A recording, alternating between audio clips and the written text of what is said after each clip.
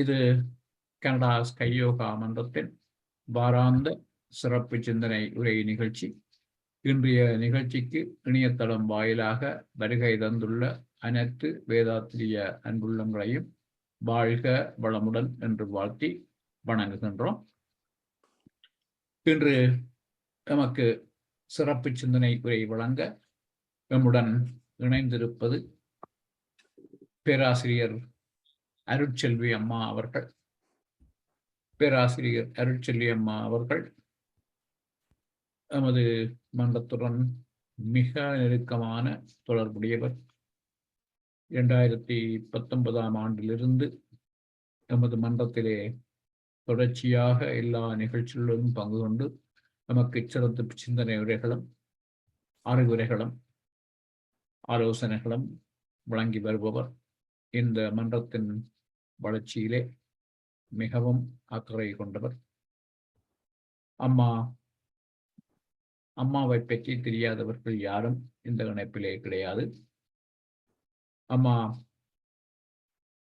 உலக சமுதாய சேவா சங்கத்திலே விஷன் அகாடமியின் நிர்வாகத்துக்கு பொறுப்பான டைரக்டராக பணியாற்றி வருகின்றார்கள். அந்த வேலைப்பளுக்களின் மத்தியிலும் அம்மா தவறாது நம்முடன் இணைந்து நமக்கு சிறப்பு சிந்தனை உரைகளை வழங்கி வருகிறார்கள்.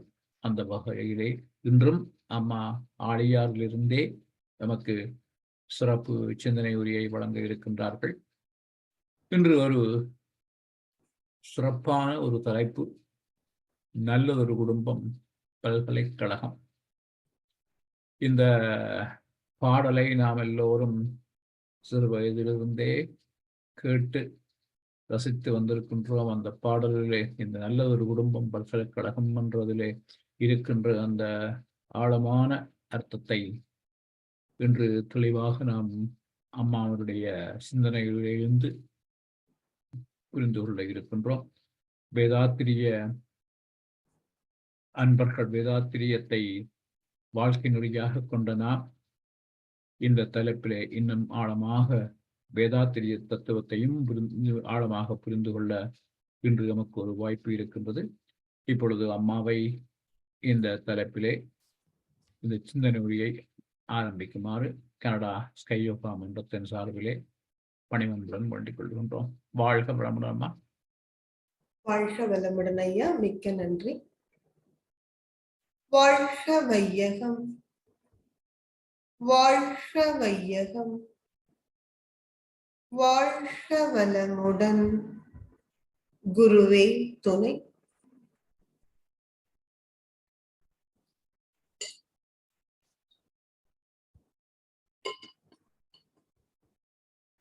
குரு வணக்கம். இருளாக மௌனமாக இச்சையின்றி தேவையின்றி இயக்கமின்றி இருப்பதுவே ஈசன் நிலை.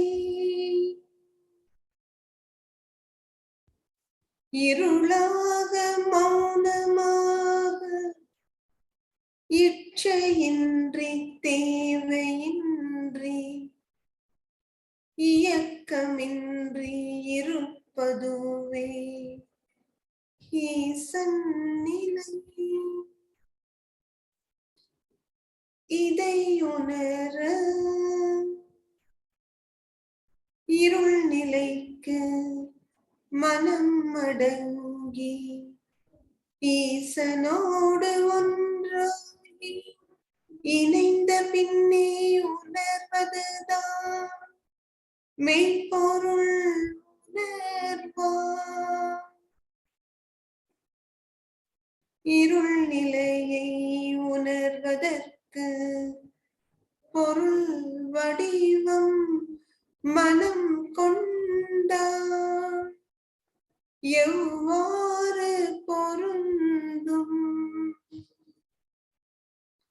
அது எண்ணமின்றி மனம் ஒடுங்கி இருளாகி பழகுவதற்கு ஏற்ற வழி உயிருணர்வா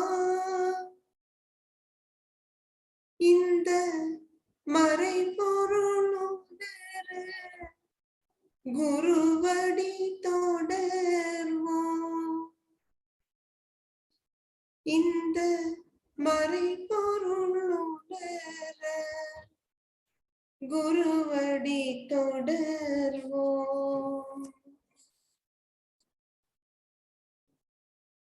குருவடி தொடர்ந்து நம் குடும்பத்தை நல்லதொரு குடும்பமாக, பல்கலைக்கழகமாக உயர்த்தும் இந்த உன்னத சிந்தனையை துவங்குவோம். என்னை தங்கள் குடும்பத்தில் ஒருவராகவே பாவித்து அளவற்ற அன்பு காட்டி வரும் கனடா ஸ்கை சென்டரின் தகைமை சான்ற தலைவர் சிவசங்கரன் ஐயா அவர்களுக்கும், அவர்தம் அன்பு துணைவியார் அம்மா அவர்களுக்கும் முதற்கண் என் பணிவான வணக்கங்கள். என்னை மட்டுமன்றி எங்கள் அன்பு மகன் சித்தார்த் அவர்களையும் உங்களில் ஒருவராக ஏற்றுக்கொண்டு அளவற்ற அன்பு பாராட்டுகின்ற கனடா ஸ்கை சென்டரின் அங்கத்தவர்கள் ஒவ்வொருவருக்கும் என்னுடைய அன்பு வணக்கங்கள். வாழ்க வளமுடன் என்ற இனிய நல்வாழ்த்துக்கள்.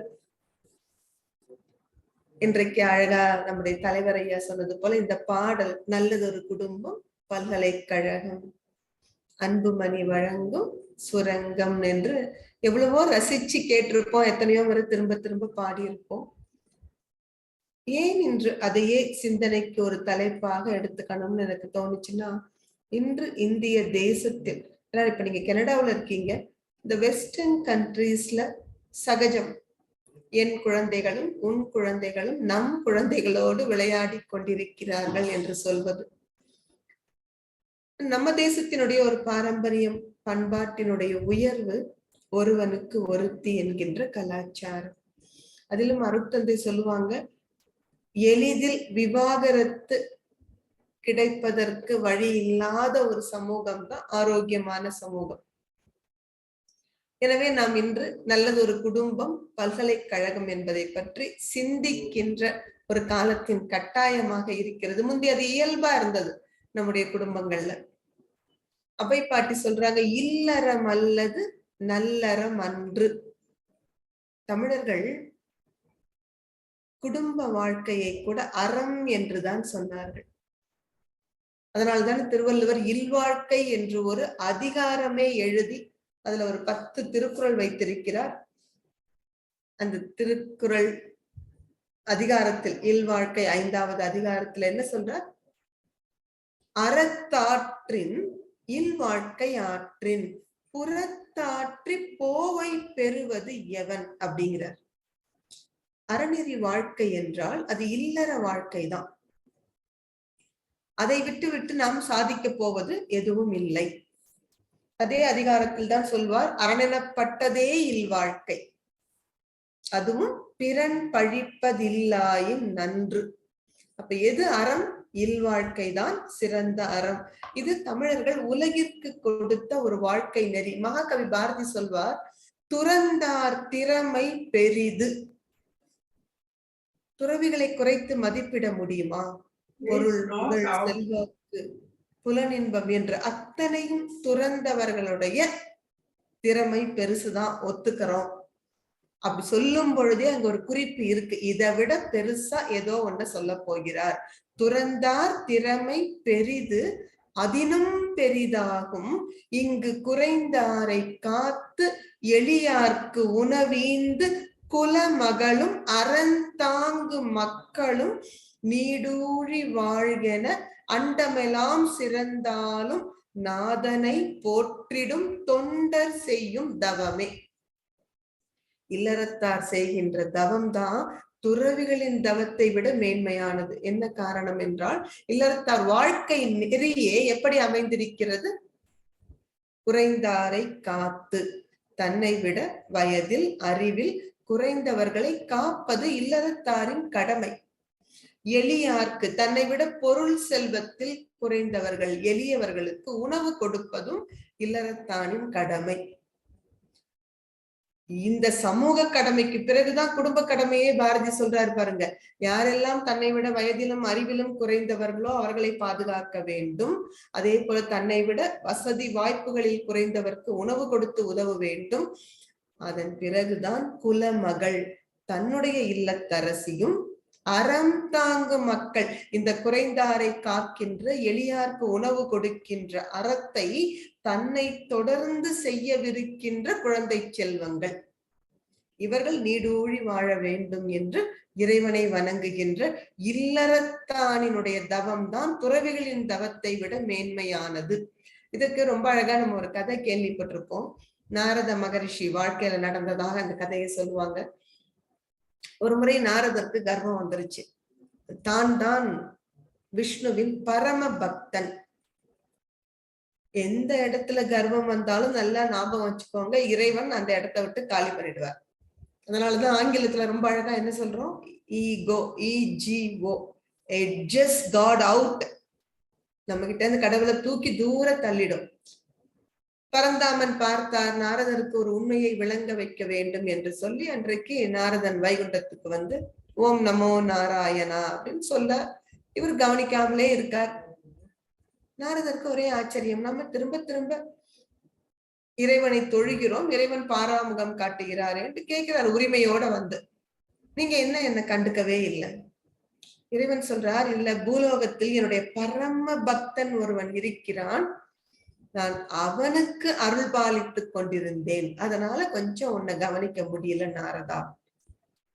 இது போதாதா? நாரதர் பொறாமையை தூண்டிவிட நாரதர் உடனே என்ன சொல்றாரு, என்னது பூலோகத்துல ஒரு பரம பக்தனா, என்னை விட அவன் உங்களுக்கு சிறந்த பக்தனா போயிட்டானா? யார் அவன்? அவன் எப்படி உங்களை வழிபடுகிறான் நான் பார்த்துட்டு வரேன்.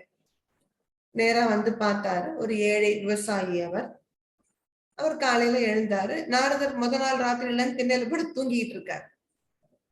இந்த விவசாயியும் திண்ணையில தான் படுத்திருக்கார். அவர் ஒரு பக்கம், இவர் ஒரு பக்கமா படுத்துக்கிட்டு இவர் எப்படி இறைவனை வணங்குகிறார் வழிபடுகிறார் பார்க்கணும்னுட்டு விவசாயி நல்ல தூங்கி அதிகாலையில் விழித்தார். கண்களை திறந்ததும் அப்படியே தான் உட்கார்ந்திருக்க திண்ணையில உட்கார்ந்து மனமுருக தன் கைகளை குவித்து இறைவனை ஒரு நொடி தியானிக்கிறார். அவ்வளவுதான், முடிஞ்சது அவரோட இறைவணக்கம். இப்ப நம்ம செய்த அரை மணி நேர துரியாஜித தவம் கூட இல்லை. ஒரு நிமிடம் மனமுருக இறைவனை பிரார்த்தனை பண்ணிட்டு அவர் போய் தன்னோட வேலையை தொடங்க ஆரம்பிச்சுட்டாரு. வயதான பெரியவர்கள் கிட்ட, அம்மா அப்பா கிட்டையும் ஒரு ஆசீர்வாதம் வாங்கிட்டு தன்னுடைய கலப்பையை எடுத்துக்கிட்டு நேரத்திலேயே விடிகாலையிலேயே தன்னுடைய விவசாய பணிகளை பார்க்க போயிட்டாரு. நாள் முழுவதும் வேலை செய்கிறார். மதியத்துல மனைவி கொண்டு வந்து உணவு கொடுக்குறாங்க. அந்த உணவை சாப்பிடுறப்போ மறுபடியும் ஒரு முறை இறைவனை மனமுருக பிரார்த்தனை பண்ணி, இந்த உணவு கொடுத்த இறைவனுக்கு நன்றி. அருட்தந்தை சொல்லுவாங்கல்ல, இவ்வுணவளித்தோர் இறைவன் அருளால் எவ்வகையாலும் ஏற்றமாய் வாழ்க.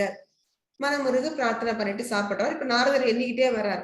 காலையில ஒரு முறை கடவுளை கும்பிட்டார், இப்ப சாப்பிடுறதுக்கு முன்னாடி ஒரு முறை கும்பிட்டுருக்கார், உச்சி பொழுது ஆயிடுச்சு, இது வரைக்கும் 2 முறை தான் கும்பிட்டுருக்கார். மறுபடியும் அவரை தொடர்ந்து பின்பற்றி போகிறார். அவர் மாலை நேரத்தில் வீட்டுக்கு போனார், குளிச்சிட்டு தன்னுடைய பணிகளை செய்யறாரு. அதன் பிறகு இரவு உறங்குறதுக்கு முன்னாடி ஒரு முறை உட்கார்ந்து மனமுருக இறைவனை பிரார்த்திக்கிறார். இப்ப நாரதர் எண்ணிட்டார், 3 முறைதான் கடவுளை நினைச்சிருக்கார். இவரா பரம பக்தன்? நான் 24 மணி நேரமும் ஓம் நமோ நாராயணா என்று உச்சரித்துக் கொண்டிருக்கிறேனே. நேரா சண்டை போடுறதுக்கு வைகுண்டத்துக்கு போயிட்டார். இறைவன் கிட்ட, எப்படி நீங்கள் என்னை விட அவனை பரம பக்தன் என்று சொல்லலாம்? இறைவன் சொல்றார், கொஞ்சம் பொறு நாரதா. சொல்லிட்டு ஒரு சின்ன கிண்ணத்துல எண்ணெயை நிரப்பி கொடுக்கிறார். நாரதா, ஒரே ஒரு வேலை, இந்த வைகுண்டத்தை ஒரு முறை சுத்தி வா, இந்த எண்ணெய் கிண்ணத்தை எடுத்துக்கிட்டு. நாரதர் உடனே போக கிளம்புறார். இறைவன் சொல்றார், ஒரு சின்ன கண்டிஷன் இருக்கு. என்னது? எண்ணெயில ஒரு சொட்டு கூட கீழே சிந்தக்கூடாது, அவ்வளவுதானே. கையில கிண்ணத்தை எடுத்துக்கொண்டு நாரதர் வலம் வருகிறார். சர்வ ஜாக்கிரதையாக ஒரு சொட்டு எண்ணெய் கூட கீழே சிந்தாமல் வெற்றிகரமாக வைகுண்டத்தை ஒரு முறை வலம் வந்து அந்த எண்ணெய் கிண்ணத்தை கீழே வச்சிட்டார். மிக உற்சாகமாக இறைவன் கிட்ட சொன்னா, நான் ஜெயிச்சிட்டேன், எண்ணெயை சிந்தாம கொண்டு வந்துட்டேன். இறைவன் சொன்னார், மிக்க மகிழ்ச்சி நாரதா, இந்த ஒரு முறை எண்ணெய் கிண்ணத்தை எடுத்துக்கொண்டு வைகுண்டத்தை நீ வலம் வந்த பொழுது எத்தனை முறை என்னை வழிபட்டாய்? நாரதர் சொல்றார், வழிபடுவதா? அதற்கெங்க நேரம்? கவனம் முழுவதும் இந்த கிண்ணத்தினுடைய எண்ணெய் கீழே சிந்தாமல் இருக்கணும்னு தானே இருந்தது. இறைவனை வழிபடுவதற்கு நேரம் இல்லை. இப்ப பகவான் சொன்னார், ஒரே ஒரு சின்ன வேலை கொடுத்ததும் நாரதா நீ என்னை மறந்து விட்டாய். ஆனால் தனக்கு மட்டுமல்ல, தன்னுடைய குடும்பத்தாரையும் பாதுகாக்கின்ற மிக உயர்ந்த இல்லற கடமைகளை செய்து வரும் அந்த விவசாயி ஒரு நாளில் 3 முறை என்னை வழிபடுகிறான் என்றால் உன்னை விட அவன் பரம பக்தன் தானே. நாரதர் கொஞ்சம் வெட்கி தலை குனிகிறார். அதனாலதான் பாரதி சொல்றார், துறவிகளை விட இல்லறத்தாரின் தவம் மேன்மையானது. நம்முடைய தமிழில் நீங்க சங்க இலக்கிய காலத்திலிருந்தே பார்த்து கொண்டு வரலாம். சங்க இலக்கிய பரப்பு முழுவதும் நாம் இல்லறத்தை கொண்டாடி இருக்கிறோம். குறுந்தகையில் ரொம்ப அழகான ஒரு பாடல் உண்டு. யாயும் ஞாயும் யாராகியரோ எந்தையும் நுந்தையும் எம்முறை கேளிர், யானும் நீயும் எவ்வழி அரிதும் செம்புல பெயல் நீர் போல் அன்புடை நெஞ்சம் தாம் கலந்தனவே. என்னோட அம்மாவும் உன்னோட அம்மாவும் யாருன்னு தெரியாது. என்னோட அப்பாவும் உன்னோட அப்பாவும் எந்த வகையில உறவினர்கள்? கிடையவே கிடையாது. தமிழர்கள் வாழ்க்கை நெறியில் களவு கற்பு என்றுதான் உண்டு. இப்போ இன்னைக்கு அரேஞ்ச்டு மேரேஜ்னு சொல்றோம் பாருங்க. அந்த பெரியவர்கள் பார்த்து செய்கிற திருமணத்தை சங்க இலக்கியம் நமக்கு எங்கும் காட்டி கொடுக்கவில்லை. ஒத்த வயதுடைய தலைவனும் தலைவியும் ஒருவரை ஒருவர் உள்ளத்தால் ஈர்த்து, கவியரசன் கவி சக்கரவர்த்தி கம்பன் சொன்னது போல அண்ணலும் நோக்கினான் அவளும் நோக்கினாள் என்று உள்ளத்தை பறிகொடுத்து, பெரியவர்களுக்கு தெரியாமல் இது களவு ஒழுக்கமாக மறைந்து ஒருவர் மீது ஒருவர் கொண்ட அன்பை வளர்த்து கொண்டே வரும் பொழுது அதை ஊரார் பார்த்து அலர்த்தூற்ற பெரியவர்கள் கற்பு நெறியில் ஒருவனுக்கு ஒருத்தி என்று இல்லற தர்மத்தில் அவர்களை இணைக்கிறார்கள். இதுதான் முறை. அதனாலதான் சொல்றாங்க, என்னோட அம்மாவுக்கு உன்னோட அம்மாவை தெரியாது, என் அப்பாவும் உன் அப்பாவும் சொந்தக்காரங்க கிடையாது. அட நானும் நீயுமே எப்படி பழகிறோம்னு தெரியாது. இப்போ எப்படி நாம் ஒன்று சேர்ந்து விட்டோம் என்றால், செம்புல பெயர் நீர் போல் அன்புடை நெஞ்சம் தாம் கலந்தனவே. மழை விழுந்ததும் செம்மண் நிலத்தில் விழுகின்ற மழை நீரை நீங்க அந்த நிலம் தனியாக நீர் தனியாக பிரிக்க முடியாது. அப்படி இரண்டும் இரண்டர கலந்து மண்ணின் தன்மையை அந்த நீர் உள்வாங்கி செந்நீராக ஓடுகிறது. அது போல தலைவனும் தலைவியும் ஒருவரை ஒருவர் உள்ளன்போடு முழுவதுமாக ஏற்றுக்கொள்ளுகின்ற அந்த காதல் வாழ்வை நம் இலக்கியங்கள் மிக மிக சிறப்பாக பேசுகிறது. இன்னும் சொல்ல போனா விலங்குகள் கிட்ட இருந்தே அந்த காதல் வாழ்க்கையை ஆரம்பிச்சிருவாங்க. இந்த கவிதை, குறுந்தொகை கவிதை நமக்கு இலக்கியம் புரியலைன்னா கூட கவியரசர் கண்ணதாசன் ஒரு திரைப்பட பாடல்ல கொடுத்திருப்பார். நேற்று வரை நீ யாரோ நான் யாரோ, இன்று முதல் நீ வேறோ நான் வேறோ. அந்த அன்பு எப்படி பிணைத்து வைக்கிறதா? முழுமை பெற்ற காதல் என்றால் முதுமை வரை ஓடி வரும் என்று சொன்னவர் அல்லவா? நேற்று வரை நீ யார் நான் யாருன்னே தெரியாதுமா, ஆனால் இன்று இந்த இல்லற தர்மத்தின் மூலமாக இணைக்கப்பட்ட நான் நீ இன்று முதல் வேறு வேறு அல்ல, ஈருடல் ஓர் உயிர் என்னும் அளவிற்கு ஒன்று இருக்கிறோம். எவ்வளவு அழகா சங்க இலக்கியத்துல ஒரு காட்சி. அது ஒரு கடும் பாலைவனம். அந்த பாலைவனத்தில் 2 மான்கள், ஆண்மான் பெண்மான். அந்த பெண்மான் கர்ப்பம் தரித்திருக்கிறது. கடும் தாகம், இரண்டும் நீரை தேடி ஓடுகிறது. ஒரு இடத்துல அந்த பாலைவனத்துல கொஞ்சமாக நீரை பார்த்து விட்டது. ரெண்டும் ஓடி போய் தாகத்துல தண்ணி குடிக்க தொடங்குது. அந்த ஆண் மான் தண்ணி குடிக்கல, குடிக்கிற மாதிரி நடிக்குது. பெண்மான், கர்ப்பம் தரித்த மான் வேற, தலைப்பு, வேக வேகமா தண்ணியை குடிக்குது. கொஞ்ச நேரத்துல சுதாரிச்சிருது. தண்ணி குடிச்சுட்டே இருக்கு. பாக்குறப்போ அதுக்கு தெரியுது இந்த ஆண் மான் வாய வச்சுக்கிட்டு இருக்கே தவிர தண்ணியை குடிக்கலங்கிற உண்மை. அதன் பிறகுதான் இது தண்ணி குடிக்க நிறுத்துது. அதன் பிறகு இந்த பெண்மான் தனக்கு தேவையான அளவு தண்ணி குடிச்ச பிறகுதான் ஆண்மான் குடிக்க தொடங்குகிறது. அருட்தந்தை நமக்கு இப்ப சொல்லி கொடுத்திருக்காரு, 6 அறிவு பெற்ற மனிதர்களுக்கு சிறப்புணர்ந்த பெண் மதிப்பு என்று. தமிழர்கள் விலங்குகள் கிட்டயே அதை காட்டி கொடுத்துட்டாங்க. சிறப்புணர்ந்த பெண் மதிப்பு என்பதை ஒரு ஆண் மான், அந்த பெண் மானு கர்ப்பம் தரித்திருக்கு, அந்த சிறப்பை உணர்ந்து எப்படி விட்டு கொடுக்குது பாருங்க. இதுதான் குடும்ப வாழ்க்கையின் அஸ்திவாரமாக தமிழர்கள் உலகிற்கு கொடுத்தார்கள்.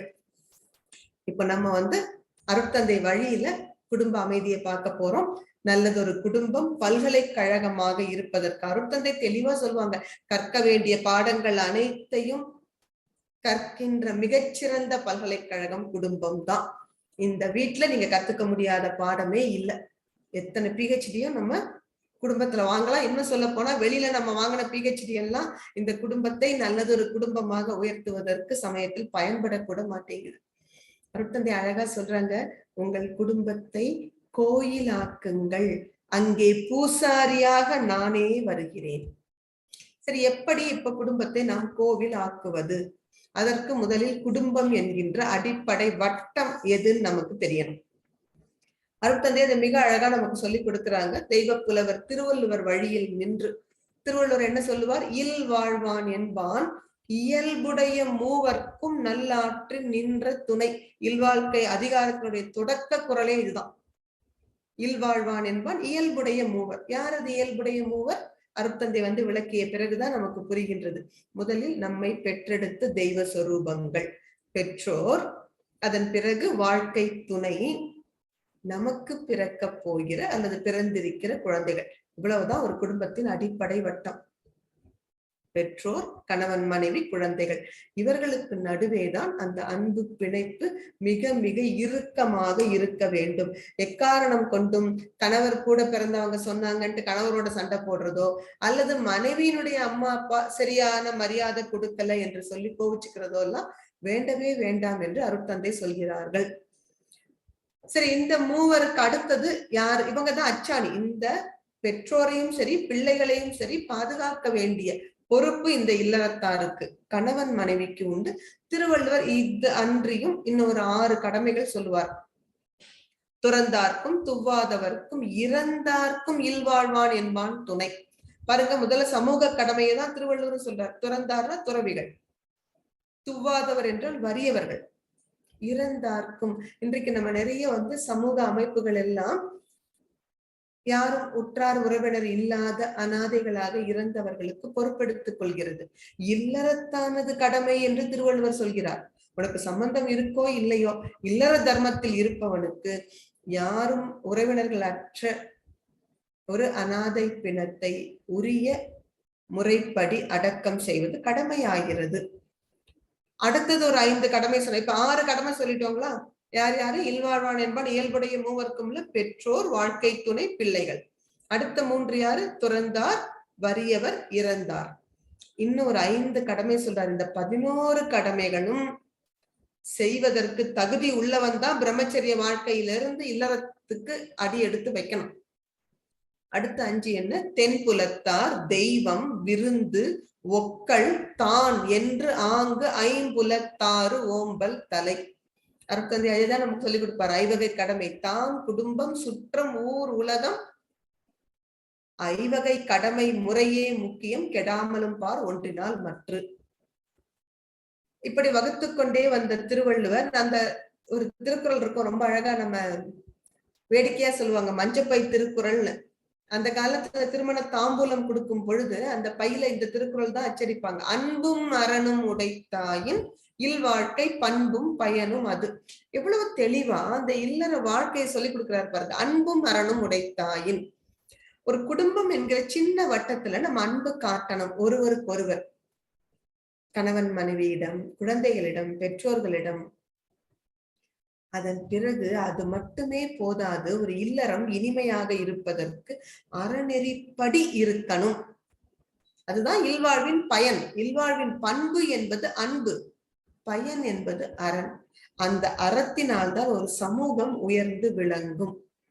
எவ்வளவு மேன்மையாக இல்லறத்தை வகுத்து கொடுத்திருக்கிறார்கள். அது மட்டும் இல்ல, நீங்க சமூக வாழ்வில் அக்கறை எடுத்துக் கொள்ளும் பொழுது உங்க குடும்ப பிரச்சனை கூட பெருசாகாது. இந்த 2 கோடுகள் தத்துவம் நமக்கு தெரியும். ஆசிரியர் வருவாங்க, ஒரு வகுப்பறையில ஒரு கோடு போட்டுட்டு இந்த கோட்டை யார் சின்னதாக்க போறீங்க, துருத்துருன்னு ஒரு குழந்தை ஓடி வரும், டஸ்டர் எடுத்துட்டு அந்த கோட்டை அழிக்க போகும். ஆசிரியர் சொல்லுவாங்க, இல்லப்பா, அழிக்காமலே இந்த கோட்டை சின்னதாக்கு. இந்த குழந்தை திகைச்சு போய் நிக்குது, என்னால முடியாதுன்ட்டு போகுது. இன்னொரு புத்திசாலி குழந்தை வந்து இந்த கோட்டுக்கு அருகில் மிக நீளமான ஒரு கோடு கிழிச்சிருச்சு. இப்ப தன்னை போல பழைய கோடு சின்னதாகி விட்டது. இதுதான் இயல்பு பாருங்க. நம்ம குடும்பம் குடும்பம் என்று தன் குடும்பம் என்ற சின்ன வட்டத்துல இருக்கிற வரைக்கும் நம்ம வீட்டு பிரச்சனையெல்லாம் நமக்கு ரொம்ப பெருசா தெரியும். ஆனால் ஒரு சமுதாய வாழ்க்கையில் நாம் அறநெறிக்கு உட்பட்டு அக்கறையோடு சமூகத்தின் நலன் குறித்து சிந்திக்க தொடங்கும் பொழுது நம்ம வீட்டு பிரச்சனை ஒண்ணுமில்லாம போகுது. அதனாலதான் திருவள்ளுவர், அன்பு மட்டும் இருந்தா நீ மகிழ்ச்சியா வாழ முடியாதுப்பா, அறமும் சேர்த்துக்கொள், சமூக அக்கறையும் வேண்டும், அப்பதான் அவருடைய இல்லற வாழ்வு இனிமையாக இருக்கும். அந்த அதிகாரத்தையே திருவள்ளுவர் எப்படி முடிப்பார்னா, வையத்துள் வாழ்வாங்கு வாழ்பவன் வானுரையும் தெய்வத்துள் வைக்கப்படும். இப்படி சிறப்பாக இல்லற தர்மத்தை நடத்துபவன் இறைவனுக்கு சமம் என்று சொல்லுகின்றார். அப்படிப்பட்ட ஒரு மேன்மையான உறவு இந்த இல்லற உறவு. அருட்தந்தை இதற்கு ஒரு அடிப்படை தத்துவம் சொல்லி கொடுத்துருவார். என்னன்னா, நமக்கு எப்பவும் நிறைய சமயத்துல எங்க பிரச்சனைன்னா இந்த கணவன் மனைவி உறவுலதான். Made for each other contest எல்லாம் நடத்த ஆரம்பிச்சிட்டோம் இப்போ, பெஸ்ட் கப்பிள்ஸ் யாரு என்று. ஆனால் அருட்தந்தை சொல்லுவாங்க, ஏதோ ஒரு காரணத்தால் கணவன் மனைவி உறவுல ஒரு சின்ன சங்கடம் வந்தா கூட நம்ம என்ன சொல்லிடுறோம், பெண்களா இருந்தா சொல்லுவாங்க, இந்த பாழும் கிணத்துல புடிச்சு தள்ளிட்டாங்க என்ன. ஆண்களா இருந்தா என்ன சொல்றாங்க, இப்படி ஒரு பிடாரிய கொண்டு வந்து என் தலையில கட்டி வச்சுட்டாங்க. அருட்தந்தை சொல்றார், முதல்ல தத்துவம் தெரிந்து கொள்ளுங்கள், குடும்ப அமைதி இயல்பாக மலரும். என்ன தத்துவம்? பெரியவங்க சொன்னாங்கல்ல, இன்னார்க்கு இன்னார் என்று எழுதி வைத்தானே தேவன் அன்று. என்றைக்கு எழுதி வைத்தான் இறைவன்? அருட்தந்தை வந்து விளக்கம் சொன்ன பிறகுதான் நமக்கு புரியுது. ஒரு அன்னையின் வயிற்றில் இந்த உடலை கட்டும் பொழுதே எப்படி கட்டுகிறதா, வினைப்பதிவாம் சுமையை விடுத்து தூய்மை பெறவே இந்த உடலை கட்டுது. அப்போ நமக்கு என்ன தெரியும், பிறவி என்பது எப்படி ஏற்படுகிறது? தந்தை தாய் ஈருயிரும் ஒன்று சேர்ந்து தழைத்த ஒரு உடலாகி உலகில் வந்தோம்.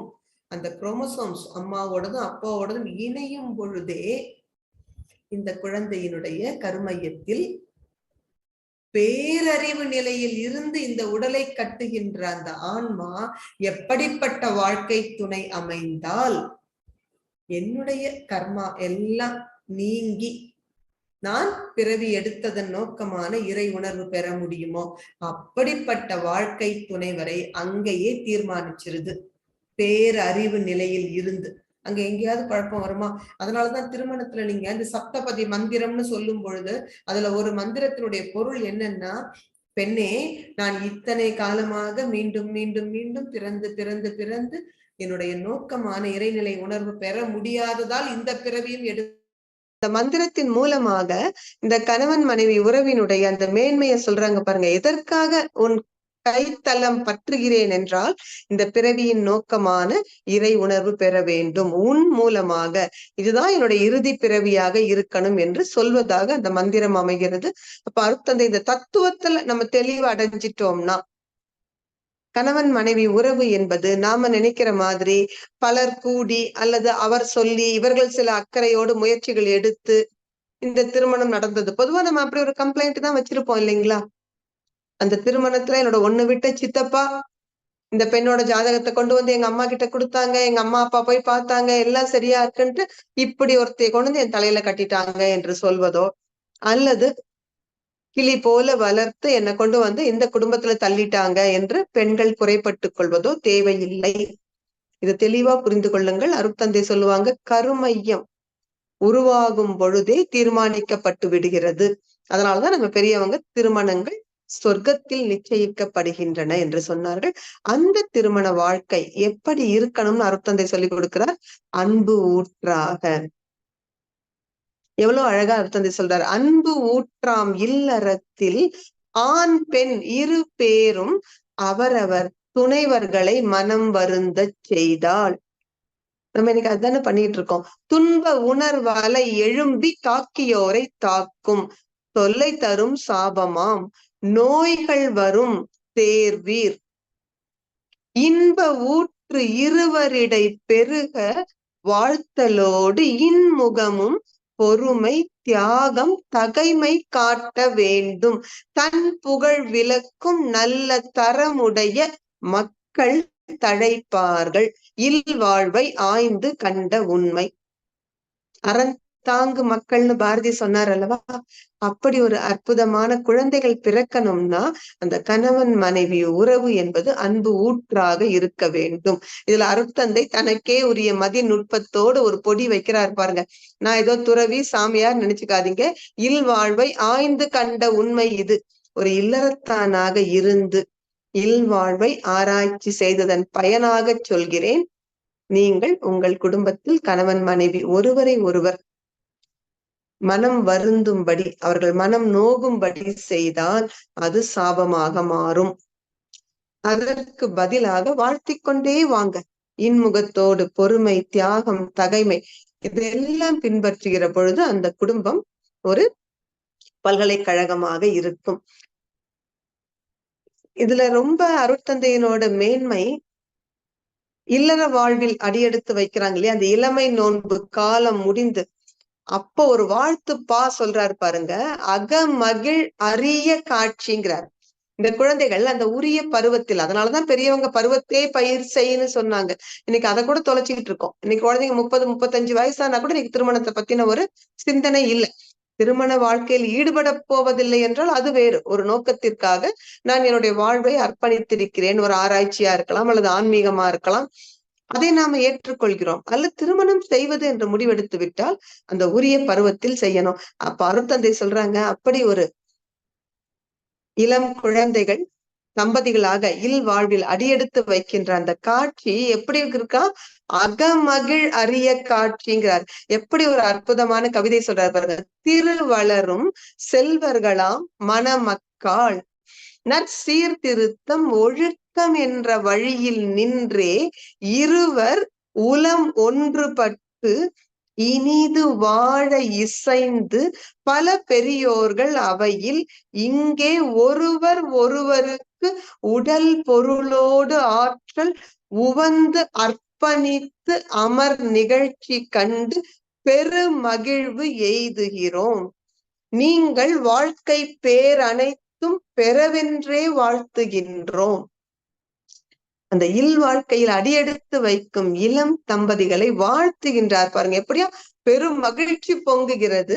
அந்த மகிழ்ச்சி பெருக்கில் நாங்கள் உங்களை வாழ்த்துகிறோம். எப்படிப்பட்ட வாழ்த்து கொடுக்கிறார் அருட்தந்தை அவர்களுக்கு? அறிவினிலே சிறந்தோங்கி நீங்கள் வாழ்வீர். பாருங்க, எடுத்ததும் அறிவை தான் கொண்டு வந்து வைக்கிறார். அறிவு இருக்கிற இடத்துல எந்த பிரச்சனைக்கும் தீர்வு இருக்கும். அப்ப அறிவினிலே சிறந்தோங்கி நீங்கள் வாழ்வீர். குடும்பத்தில் அறிவுதான் நிர்வாகம் பண்ணணும். உணர்ச்சி நிர்வாகம் செய்தால் அங்கே துன்பங்கள் அதிகரிக்கும். எவ்வளவு அழகா சொல்றார். எப்படி வாழணும் இந்த இளம் குழந்தைகள்? அணுவும் அதன் இயக்கமும் போல் பிரிவு இன்றி நெறியினிலே பிறழாது நீங்கள் வாழ்வீர். நில உலகும் அதன் கவர்ச்சி ஆற்றலும் போல். பூமியில இருந்து கிராவிடேஷன் போர்ஸ பிரிக்க முடியுமா? அப்படி இருக்கணுமா கணவன் மனைவியினுடைய நெருக்கம். வறியோர்க்கு வாழ்வளிப்பீர் உள்ளம் ஒன்றி வறுமையின்றி சூரியனும் ஒளியும் போன்று. சூரியன் கிட்ட அந்த ஒளியை பிரிக்க முடியாது இல்லையா? அப்படி பிரியாமல் இருக்கணும் கணவன் மனைவி உறவு. சிறியவரும் பெரியவரும் நலமே காணும் சிறப்புடனே பல்வளமும் பெற்று வாழ்வீர். பாருங்க, சிறியவர் உங்களுக்கு பிறக்க போற குழந்தைகளும், பெரியவர்கள் உங்கள் பெற்றோர்களும் உங்களால் நலம் காண வேண்டும். இவ்வளவு மேன்மையான வாழ்த்து கொடுத்த அருட்தந்தை. திருமணம் என்றால் அன்பளிப்பு இல்லாமல் இருக்குமா? அன்பளிப்பாக என்ன கொடுக்கிறார் பாருங்க இந்த குழந்தைகளுக்கு. அன்பென்னும் ஆர்வத்தால் ஒன்று கூடி அமர்ந்திருக்கும் பெரியோர்கள் நடுவே காணும் அன்பு மிக்க மணமக்காள் உங்களுக்கே அளிக்கின்றோம் பொறுமை என்ற அணியை இன்று. அப்ப எது அன்பளிப்பு இந்த குழந்தைகளுக்கு? பொறுமை. அன்புடனே இதை அகத்து அணிந்து அடிக்கடி இதை நாடி நினைத்து வாரீர். அருட்தந்தைக்கு தெரியும், நிறைய கிஃப்ட் நம்ம என்ன பண்ணிடுவோம், தூக்கி பரன் மேல போட்டுருவோம். இந்த அன்பளிப்பை அப்படி செஞ்சிடாதீங்க. இதை உங்கள் உள்ளத்தில் அணிந்து கொண்டு அடிக்கடி நீங்க இதை பயன்படுத்தணும். உங்க வாழ்வில் பொறுமையை கடைபிடிக்கணும்.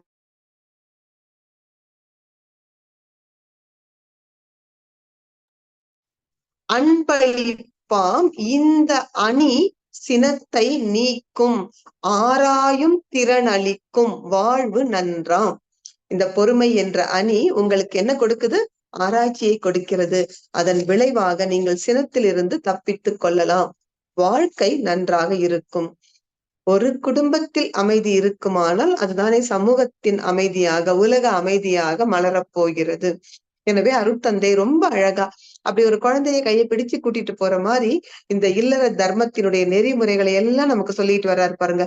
அதுல முதல் விஷயமாக அருட்தந்தை குறிப்பிடுவது, மனித பிறவி எடுத்ததன் நோக்கம் என்ன? அரிதறிது மானிடராய் பிறத்தல் அரிதுன்னு அவை பாட்டி சொன்னாங்களே, என்ன நோக்கம்? பிறவி பெருங்கடல் நீந்துவது என்னும் புனிதமான காரணத்திற்காகத்தான் நாம் பிறந்திருக்கிறோம். அதற்கு இந்த குடும்ப வாழ்வும் குடும்ப அமைதியும் மிக மிக இன்றியமையாதது. அருட்தந்தை சொல்லுவாங்க, இப்ப நாம மனவள கலைஞர்களா இருக்கோம். ரொம்ப மகிழ்ச்சி. இப்ப நம்முடைய கனடாவினுடைய தலைவர் சிவா ஐயா போல கணவன் மனைவி இருவராக மனவளக்கலை பயிற்சிக்கு வந்துட்டு அது பெரும் மகிழ்ச்சி, பிறர்க்கரிய பேரு. அப்படி இல்லை என்றால் அருட்தந்தை சொல்றாங்க, குடும்பத்துல மற்றவர்கள் அவர்கள் விருப்பம் போல வாழுகின்ற சுதந்திரம் உடையவர்கள். நாம மனவளக்கலை பயிற்சிக்கு வந்த காரணத்தினாலே திணிக்க கூடாது அவர்கள் மேல. அது மட்டும் இல்ல, நம்ம பொறுப்பு இன்னும் கொஞ்சம் கூட. அவர்கள் பயிற்சிக்கு வரல, அதன் காரணமாக அவர்கள் கோபப்படலாம், சில சமயம் அவர்கள் கவலைப்படலாம், பேராசைக்கு கூட இடம் உண்டு. ஆனால் நாம தான் நம்முடைய பொறுப்புணர்ந்து அவர்களையும் சரியான வழியில் நடத்த வேண்டும். அருட்தந்தையினுடைய கனவு உலக அமைதி நமக்கு தெரியும். ஆனால் அதை சாதிக்கும் வழியாக அவர் என்ன சொல்லுவார்? தனி மனித அமைதி துவங்கி குடும்ப அமைதியாக மலர்ந்து அது உலக அமைதியாக விரிய வேண்டும். அப்ப நாம ஒவ்வொருத்தரும் என்ன பண்ணணும்? நம்ம குடும்பத்துல அமைதி இருக்கிறதா என்பதை ஆராய்ச்சி செய்ய வேண்டும். அருட்தந்தை சொல்லுவாங்க, குடும்பம் என்று வந்து விட்டாலே ஏதோ ஒரு சில பிணக்குகள் இருக்கும். அந்த பிணக்குகள் சிறியதாக இருக்கலாம், அல்ல ஒரு சில குடும்பத்துல பெரியதாக இருக்கலாம். ஆனால் எப்படி இருந்தாலும் அந்த பிணக்குகளை போக்கி குடும்பத்தில் அமைதி வரச் செய்வது மனவள கலைஞர்களுடைய மாபெரும் பொறுப்பு. இன்னும் சொல்ல போனால் அருட்தந்தை சொல்லுவாங்க, ஒருவர் பெற்ற ஞானத்தை பரிசோதிக்க ஒரு கருவி இருக்குமானால் அது குடும்ப அமைதிதான். அப்ப ஞானமே ஆனாலும் வாழ்க்கை துணை ஒத்துக்கலைன்னா அருட்தந்தை சொல்லுவாங்க, கொஞ்சம் ஞானத்தை கூட தள்ளி வைங்க. முதல் முக்கியமாக நாம் போற்ற வேண்டியது இந்த குடும்ப அமைதியை. அப்படி குடும்ப அமைதிக்கு அடிப்படையான ஒரு முக்கிய காரணம் பொருளாதார வளம். அதனால அருட்தந்தை சொல்லுவாங்க, முடிந்தவரை குடும்ப உறுப்பினர்கள் அனைவருமே இந்த பொருளீட்டும் கடமையில் பங்கு கொள்ள வேண்டும். அப்படி இல்லை, ஏதோ ஒரு காரணத்தினால் ஒரு சிலர் தான் பொருளீட்டுகின்ற இடத்துல இருக்காங்கன்னா அருட்தந்தை சொல்லுவாங்க, அவர்கள் விருப்பத்திற்கு மதிப்பு கொடுக்கணும் செலவழிக்கும் பொழுது. இல்லைன்னா எறும்பு சேர்க்க எலி இழுக்கன்னு ஒரு பழமொழி உண்டு. சிரமப்பட்டு சம்பாதிக்கிறவங்களுக்கு தான் அந்த கஷ்டம் புரியும். சம்பாதிக்காதவங்க அதை எடுத்து செலவு பண்ற பொழுது அவங்க வாரி விடுறதுக்கு வாய்ப்பு இருக்கு. அருட்தந்தை அதை அனுமதிப்பதே கிடையாது.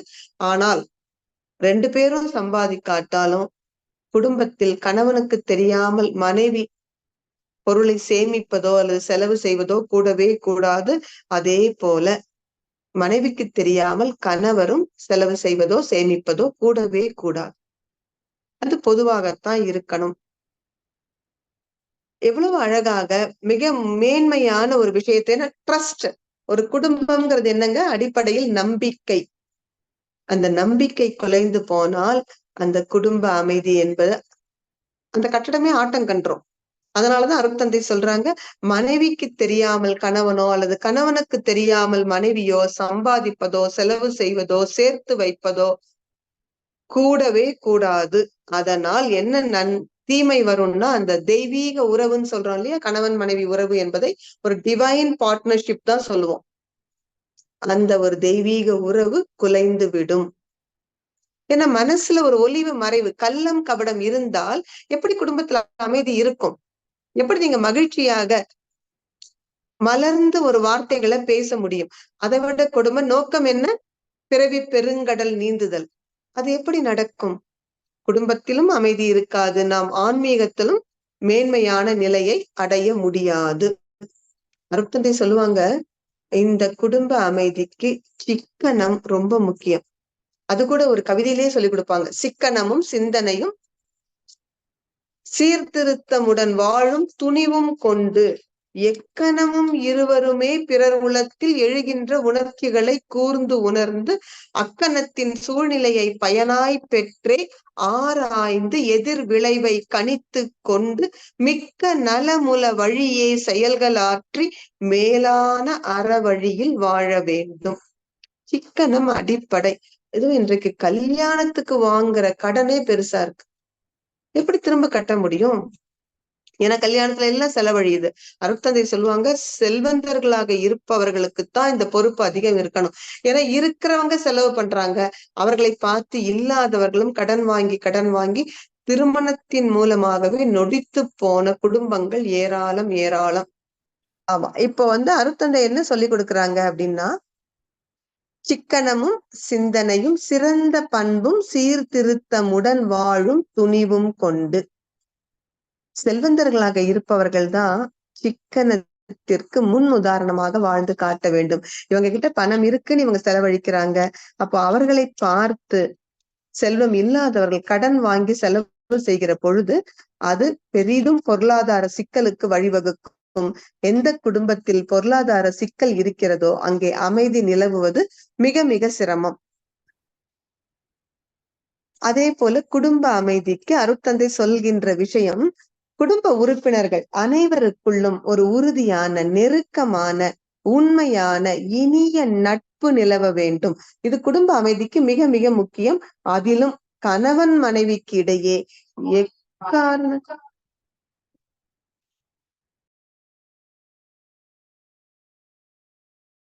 கணவன் மனைவிக்கு இடையே எக்காரணத்தாலும் பிளவுபடாத ஒரு பழுதுபடாத அன்பு பிணைப்பு மிக மிக உறுதியாக இருக்க வேண்டும் என்பது அருட்தந்தை குடும்ப அமைதிக்கு காட்டுகின்ற ஒரு அற்புதமான வழி.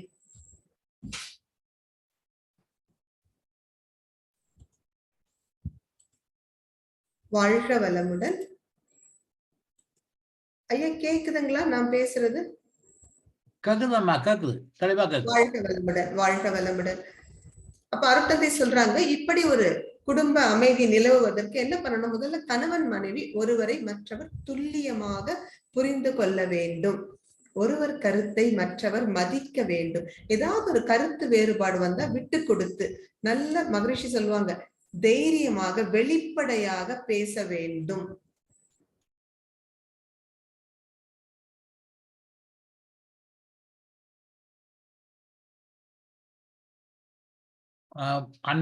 மியூட் பண்றதம்மா.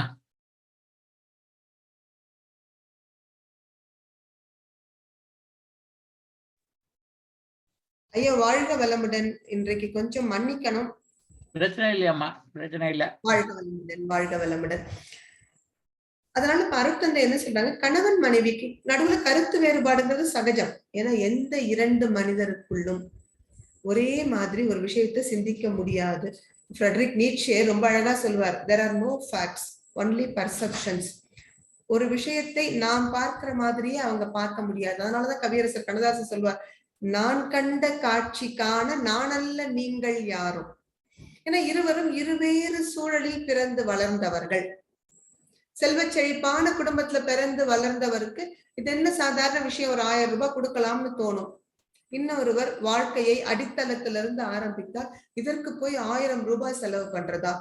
நமக்கு தெரியும். எந்த கருத்து வேறுபாடு என்றாலும் அருட்தந்தை சொல்லுவாங்க, 4 தன்மைகள் தான் அதற்கு: judgement of need, quality, quantity and time. கருத்து வேறுபாடுகளில் தேவை, தன்மை, அளவு, காலம், இந்த 4 தானே வித்தியாசப்படுகிறோம். அதற்கு அருட்தந்தை சொல்ற ரொம்ப ஒரு பழைய காலத்து உதாரணம், ஆனாலும் அந்த சுவை கருதி நான் அதே உதாரணத்தை சொல்ல விரும்புறேன். நீங்க இன்றைக்கு அதை மாடர்ன் இதுக்கும் பொருத்திக்கலாம்.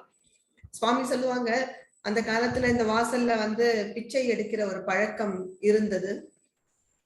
அப்படி ஒரு மனிதன் வர்றான், ஒரு கணவன் மனைவி, அவங்க அப்பதான் உட்கார்ந்து பேசிக்கிட்டு இருக்காங்க. குழந்தைகள், இளம் தம்பதிகள், சமீபத்தில் திருமணமானவங்க, அந்த பையனும் மருமகளும் திரைப்படத்துக்கு போயிருக்காங்க. இவங்க இருவரும் தம்பதிகள் மனம் விட்டு பேசிக்கிட்டு இருக்காங்க. அப்படி பேசிக்கொண்டு இருக்கும்போது இவன் வந்து என்ன சொல்றான், பகவதி பிக்ஷான் தேகி என்று வாசல்ல நிக்கிறான். இந்த அம்மா உடனே எழுந்து போறாங்க அவனுக்கு உணவு கொடுக்கலாம்னு. ஐயா கேக்குறாரு, இப்ப என்ன அவசரம்? இப்பதான் நம்ம கொஞ்சம் பேசலாம்னு வந்து உட்கார்ந்து இருக்கோம், அவனை போயிட்டு அப்புறம் வர சொல்லு, அப்புறம் சாப்பாடு கொடுத்துக்கலாம். பாருங்க அந்த காலத்தில் வித்தியாசம். அம்மா என்ன நினைக்கிறாங்க, அவன் பசியோட இருக்காங்க, உடனே சாப்பாடு போட்டுடலாம்னு. ஐயா என்ன சொல்றாங்க, இப்ப என்ன அவசரம், அவனை 4 பக்கம் சுத்திட்டு அதுக்கப்புறம் வர சொல்லு, நம்ம அதுக்குள்ள பேசி முடிச்சிடலாம். உடனடியாக செய்யணும் என்ற ஒருத்தர் நினைக்கிறாங்க, இன்னொருத்தர் அப்புறம் செய்யலாம்னு. இப்ப அம்மா உள்ள போறாங்க. அவனாவது போயிட்டு திரும்ப வர்றதாவது, அவன் போற இடத்துல யாராவது ஒருத்தர் சாப்பாடு கொடுத்தா அவனுக்கு வயிறு நிறைஞ்சிரும், அவன் அப்படியே போயிடுவான். இங்க நம்ம வீட்டுல மீதம் ஆயிருக்கு, இதை கொடுத்துடலாம், சரி தொலைஞ்சு போங்கிறாரு. அம்மா உள்ள போய் சாப்பாடு எடுத்துட்டு வர்றாங்க. இப்ப கணவர் பார்த்து கேட்கிறாரு, இவ்ளோ சாப்பாடா? ஒரு பிச்சைக்காரனுக்கு போடுன்னா நீ இவ்வளவு சாப்பாடு கொண்டு வர, அந்த அளவு குவான்டிட்டி. அம்மா சொல்றாங்க, குழந்தைங்க சாப்பிடுவாங்கன்னு சமைச்சது, அவங்க இன்னைக்கு ஹோட்டல்ல சாப்பிட்டு வரேன்னு சொல்லிட்டாங்க, இது இருந்தா வீணா போயிரும், நீங்களும் நானும் சாப்பிட்டு முடிச்சாச்சு, அவனும் பசியோட இருக்காங்க, அவன் சாப்பிட்டுட்டு போகட்டும், சரி போ. அம்மா போடலான்னு போறாங்க. அந்த பிச்சைக்காரனுக்கு ஒரே மகிழ்ச்சி, நல்ல இன்றைக்கு வயிறார உணவு கிடைக்குது. ஆனா அவன் சொல்றான், எனக்கு இதை வாங்குறதுக்கு வச்சுக்கிறதுக்கு பாத்திரம் ஒண்ணும் இல்லம்மா. அம்மா சொன்னாங்க, கொஞ்சம் பொறப்பா வரேன்னு சொல்லி உள்ள போனாங்க. ஒரு வாழை இலைய கொண்டு வர்றாங்க. இப்ப கணவர் பாக்குறாரு, என்னது பிச்சைக்காரனுக்கு சாப்பாடு போடுன்னா நீ என்ன இலையெல்லாம் எடுத்துட்டு வர, சம்மந்தி விருந்தா படைக்க போற? இல்லைங்க, அவங்கிட்ட பாத்திரம் ஒண்ணும் இல்ல, அதனால ஒரு இலை எடுத்துட்டு. பாத்திரம் இல்லைன்னா துணிய விரிக்க சொல்லி கொட்டிட்டு வருவியா, அல்லது இலையை எடுத்துட்டு போவியா? தன்மையில் வித்தியாசம், குவாலிட்டி. அதே போல முதல்லயே அவனுக்கு தேவைன்னு அம்மா நினைக்கிறாங்க, அவன் பசியோட இருக்கான், அவனுக்கு உணவு தேவைன்னு. ஐயா சொல்றாங்க, அவன் தேவையெல்லாம் அப்புறம் பார்த்துக்கலாம். தேவையை புரிந்து கொள்வதிலேயே ஒருவருக்கொருவர் வித்தியாசம். இதை நீங்க எங்கேயும் பொருத்தி பார்க்கலாம். இன்னைக்கு மாடர்ன் ஏஜ்ல குழந்தைங்க வந்து நிக்கிறாங்க, இப்ப அப்பா அப்பா எனக்கு ஒரு கார் வாங்கி கொடுன்னு பையன் சொல்றான். எதுக்குடா உனக்கு ஒரு கார், நம்ம வீட்டுலதான் ஏற்கனவே ஒரு கார் இருக்கேங்கிறாரு அப்பா. குவான்டிட்டி வித்தியாசம் வந்துருச்சு, எதுக்கு 2 கார், ஒரு கார் போதும்னு. பையன் சொல்றான், நீ கொண்டு வந்து இப்ப என்ன காலேஜ்ல டிராப் பண்ணிட்டு இருக்க, நான் ஒத்துக்கிறேன்ப்பா, ஆனா எனக்கு ஒரு ஸ்பெஷல் கிளாஸ் ப்ராஜெக்ட் ஒர்க் ஆரம்பிக்குது, நான் கொஞ்சம் சீக்கிரமா போகணும், சமயத்துல லேட் ஆகும், இப்ப உன் கார்ல கொண்டு வந்து விடுறதெல்லாம் ஒத்து வராதுப்பா, நீ எனக்குன்னு ஒரு கார் வாங்கி கொடுத்துரு. பையன் என்ன சொல்றான், இப்ப எனக்கு கார் உடனடியா தேவை. அப்பா சொல்றாரு, இப்ப என்னடா உனக்கு அவசரம், நான் தான் உனக்கு கொண்டு போய் நேரத்தோட விட்டுக்கிட்டு இருக்கிறேனே என்று. தேவையை உணர்ந்து கொள்வதிலேயே வித்தியாசம் வந்துருச்சு. அடுத்தது என்ன சொல்றாங்க, அந்த குவான்டிட்டில ஏற்கனவே ஒரு கார் இருக்கு, போதும், 2 கார் தேவையில்லை. சரி, அப்புறம் அப்பா ஒத்துக்கிறாரு, பையன் பிடிவாதம் பிடிக்கிறானே என்று கார் வாங்கி கொடுக்க, அப்பா வந்து சொல்றாரு, நான் போய் விசாரிச்சுட்டு வந்துட்டேன்டா, ஒரு ஆல்டா கார் இங்க, அல்லது அங்க வந்து வெளிநாடா இருந்தா ஒரு வாக்ஸ் வேகன், அப்படி ஒரு கார், சின்ன கார், நீ ஒருத்தன் தானேன்னா பையன் சொல்றான், அது என்னத்துக்கு ஆகும், அது பீனட்டு காரு, ஆக்சிடென்ட் வந்தா முன்ன அதுதான் போகும், அந்த கார் எல்லாம் ஒத்துக்க முடியாது, எனக்கு நல்ல ஒரு பெரிய கார் வேண்டும் அப்படிங்கிறான். தன்மை, குவாலிட்டியில டிஃபரன்ஸ். சரி, அப்பா ஒத்துக்கிறாரு. அதன் பிறகு பையன் வந்து நிக்கிறான், அப்பா அப்பா எனக்கு கார் வாங்கி கொடுக்குறேன்னு சொன்னியே, கார் வாங்கி கொடுக்க மாட்டேங்கிற. அப்பா சொன்னாரு, இங்க பாருடா, அடுத்த மாசம் தாண்டா ஒரு பிக்ஸட் டெபாசிட் மெச்சூர் ஆகுது, அந்த டெபாசிட் பணத்தை எடுத்து நான் உனக்கு வாங்கி கொடுத்துறேன். பையன் சொல்றான், எனக்கு இப்போ தேவை, நீ அப்புறம் வாங்கி கொடுத்து என்ன பிரயோஜனம். காலத்தில் வித்தியாசம். இப்ப எந்த விதமான ஒரு கருத்து வேறுபாடு என்றால் இந்த 4 அடிப்படையில் தேவை, அளவு, தன்மை, காலம், இதை உணர்ந்து கொண்டு அருட்தந்தை சொல்லுவாங்க, விட்டு கொடுக்க குடும்ப அமைதி பாதுகாக்கப்படும். நம்ம எல்லாருக்கும் தெரியும் அந்த ஃபேமஸ் ATS ஃபார்முலா. ஏன்னா இங்க சொல்லுவோம் இல்லையா, ஒரு சின்ன காயம் பட்டுட்டா இல்ல ஒரு நாய் ஏதாவது கடிச்சிருச்சுன்னா என்ன சொல்லுவாங்க, ஏன் ரிஸ்க் எடுக்கிற, ஒரு ATS இன்ஜெக்ஷன் போட்டுக்கோ. அதே போலதான் குடும்ப அமைதிக்கும் அருட்தந்தை ஒரு ATS ஃபார்முலா கொடுக்குறாங்க, அட்ஜஸ்ட்மெண்ட், டாலரன்ஸ் அண்ட் சாக்ரிஃபைஸ். இந்த 3 விட்டு கொடுத்தல், சகிப்புத்தன்மை, தியாகம் எந்த குடும்பத்தில் இருக்கிறதோ அந்த குடும்ப அமைதி பாதுகாக்கப்படும். இது பின்பற்ற வேண்டிய 3 என்றால் விட வேண்டிய 3 அருட்தந்தை சொல்லிக் கொடுப்பாங்க. என்ன விடணும் நம்ம? Don't comment, don't command, don't demand. Comment என்றால் குறை கூறுவது. தயவு செய்து செய்யாதீங்க. என்னுடைய தந்தையார் தான் அடிக்கடி சொல்லுவாங்க, வளர்ற செடிக்கு எப்படி நீர் முக்கியமோ அது போல வளர்ற மனிதனுக்கு பாராட்டு அவசியம். அருட்தந்தை அழகா சொல்லுவாங்க ஒரு இடத்துல, பறை ஒலியால் சங்கீதம் பயனற்று காண்பதை போல் குறை காண்போர் அறிவில் நற்குணங்கள் பயனற்று இருக்கும். இந்த கமெண்ட் அடிக்கிற குணம், எப்பவும் குறை சொல்லிக்கிட்டே இருந்தா உங்களுடைய மற்ற நல்ல குணங்கள் கூட மதிக்கப்படாமல் போகும். அதனால தயவு செய்து குறை சொல்லாதீங்க. கமெண்ட் வேண்டவே வேண்டாம் குடும்பத்துல. அதே போல கமாண்ட், அதிகாரம் பண்ணாதீங்க. ஏற்கனவே சொல்லிட்டோம், இல்லறம் என்பது அன்பு ஊற்று. அங்க அதிகாரத்துக்கு ஏது இடம்? இது கூட என்னோட தந்தை தான் அடிக்கடி சொல்வார், காரமே ஆபத்துமா, இது அதிகாரம் வர். அதிக காரம் எவ்வளவு தீமையை கொடுக்கும். டோன்ட் டிமாண்ட், ஒரு நிர்பந்தம் கொடுக்காதீர்கள். கணவன் ஆனாலும் சரி, மனைவி ஆனாலும் சரி. இது நம்ம ரொம்ப சகஜமா இப்ப பாக்குறோம். மனைவி என்ன சொல்றாங்க, உங்க வீட்டு ஃபங்க்ஷனுக்கு நீங்க வரணும் அப்படின்னு சொன்னா, என்ன வரணும் நீங்க வற்புறுத்தினால், அப்ப நீங்க எனக்கு ஒரு நான் கேட்ட மாதிரி டைமண்ட் நெக்லஸ் வாங்கி கொடுங்க, அப்பதான் நான் வருவேன். நிர்பந்தம். அல்லது கணவர் சொல்றார், நான் ஏற்கனவே சொல்லியிருக்கேன், உங்க அம்மா வீட்டுக்கு போய் 10 நாள் தங்குறதெல்லாம் எனக்கு ஆகவே ஆகாது, போனமா வந்தமான்னு இருக்கணும். இந்த மாதிரியான நிர்பந்தங்கள் குடும்ப வாழ்வின் அமைதியை குலைத்து விடும்.